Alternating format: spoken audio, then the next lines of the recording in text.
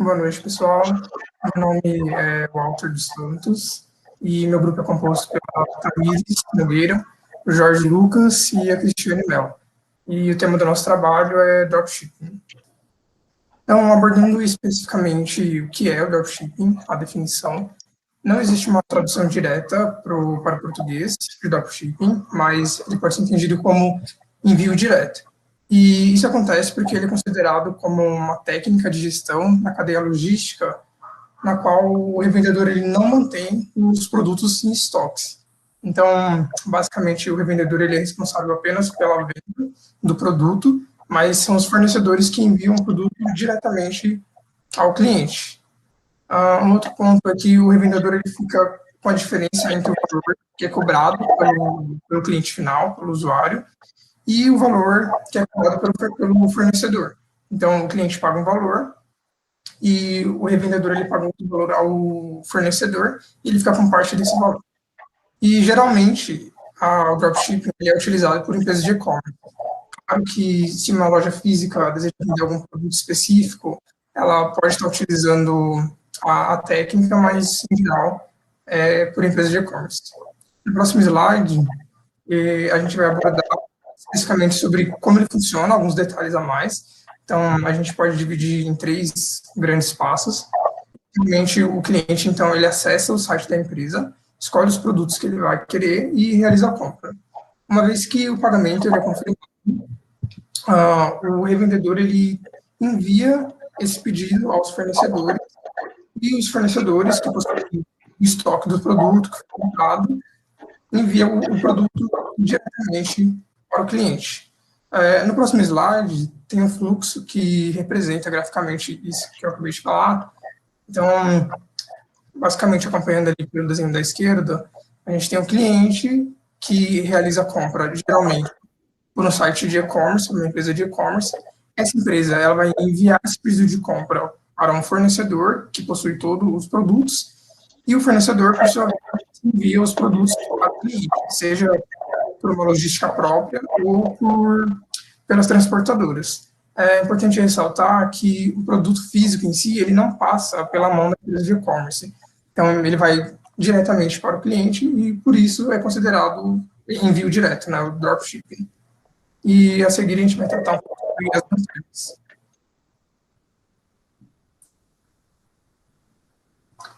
Bom, aqui a gente listou algumas vantagens, né, de usar esse modelo de negócio, e uma delas é a facilidade para se começar um negócio online, né, então quando você tem esse método de dropshipping, você não precisa de um investimento tão alto, né, então você não vai precisar de um capital para investir no início, tão alto quanto se fosse em um outro modelo.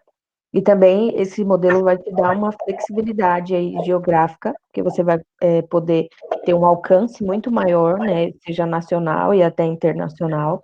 Você vai conseguir atender uma gama de clientes muito maior, porque você, né, com um negócio online, sem ter necessidade de estocagem de produtos, né, você consegue atender uma quantidade maior de pessoas. E a versatilidade também nos produtos, né, como você vai ter mais de um fornecedor, você pode aí ter um portfólio muito maior, porque você pode negociar e fazer essa compra de fornecedores diferentes, e também pode ter aí uma versatilidade aí na quantidade, nos tipos de produto diferentes que você pode oferecer para o seu cliente. E também a possibilidade aí de você vender para diferentes tipos de público, né? Então, quando você tem a estocagem dos seus produtos, gera um custo muito mais alto e você tem que acabar optando por focar, muitas vezes, em um tipo, uma categoria de público, né? Você tem que focar para que você consiga atender aquela demanda de forma mais eficiente. Mas quando você utiliza o dropshipping, você não tem essa necessidade, né? Você consegue atender vários tipos de cliente, tendo vários tipos de fornecedores, né? Você consegue ter essa possibilidade. E a economia também no gerenciamento, no caso do negócio. E aí, essa vantagem, ela pode ter 2 vertentes, né? Porque ela pode ser uma vantagem tanto para o fornecedor quanto para o revendedor. Porque você, como fornecedor, você não precisa ter aquela preocupação com uma loja virtual, em você atender o cliente diretamente, né, o atendimento ao cliente, reclamações, então você só se preocupa com a sua parte, que seria estoque, atender a demanda e os pedidos que você recebe.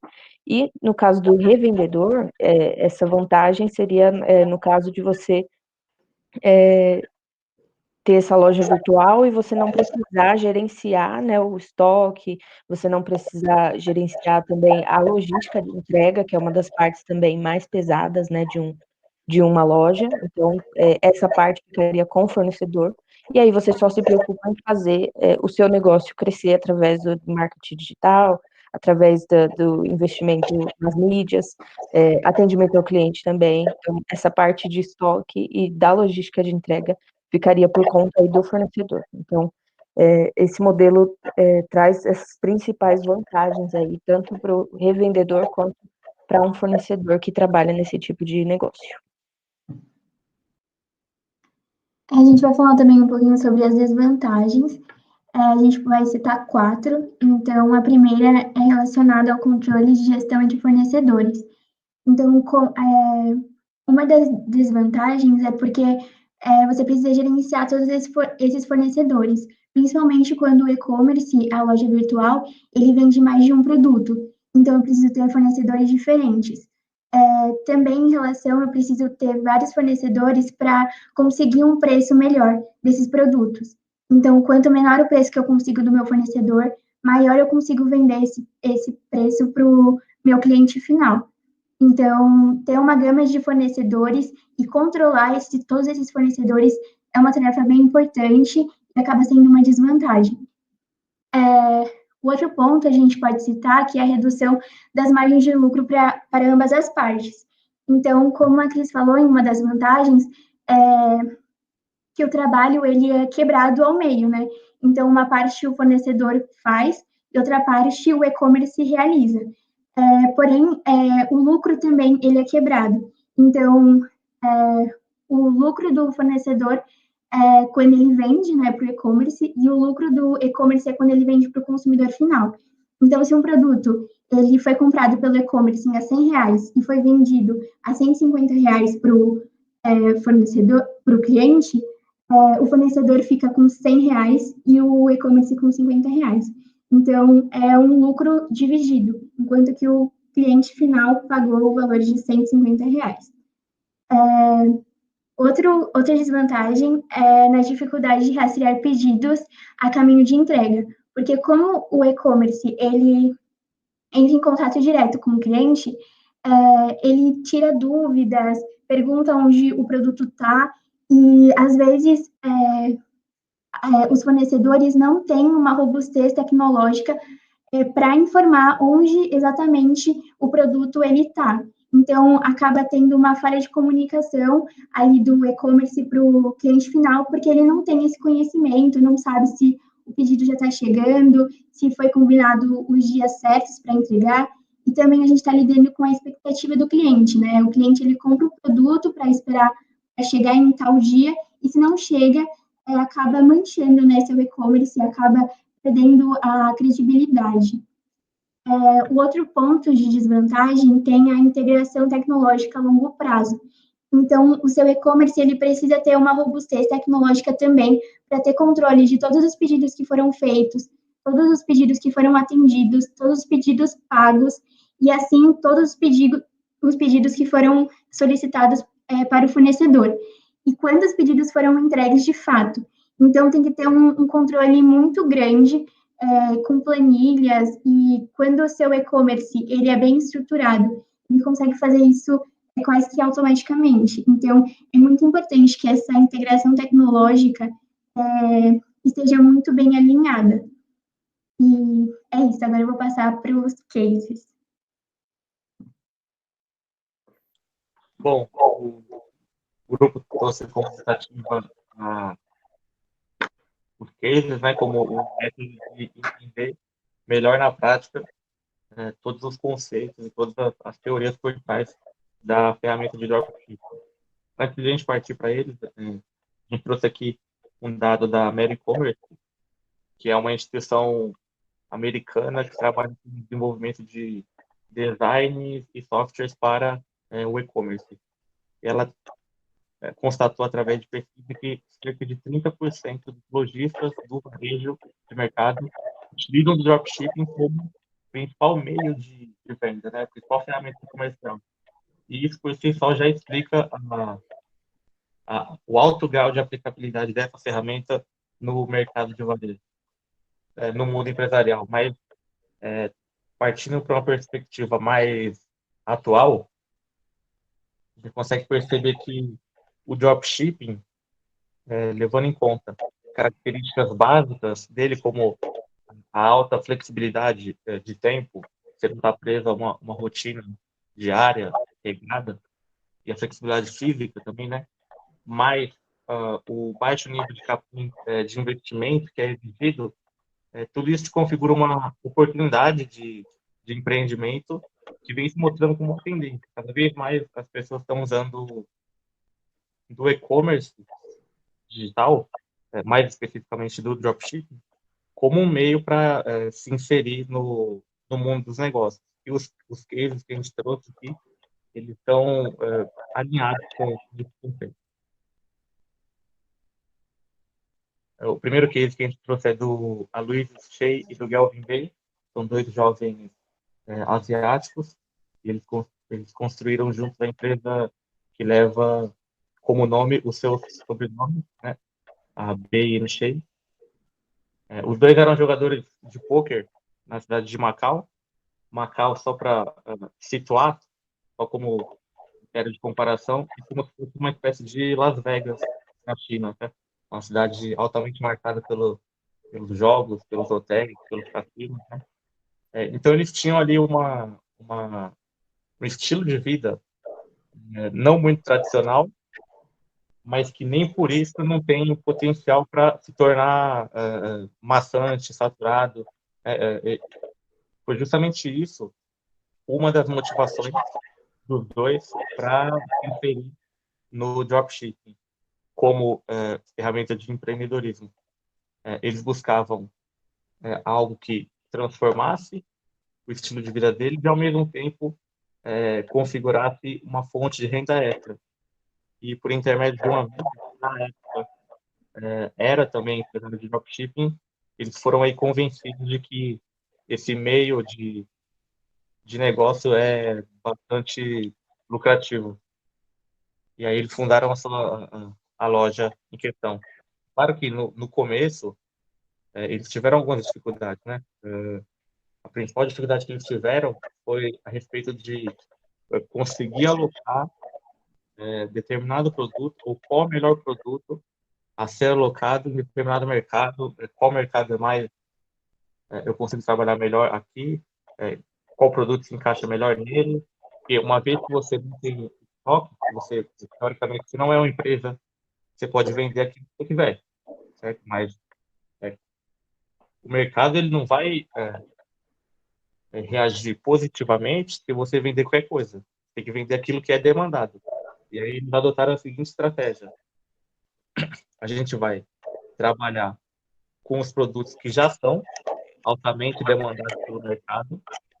E aí, nos mercados que a gente não conseguir mapear essas demandas, a gente vai tentar lançar produtos que sejam demanda nesses mercados.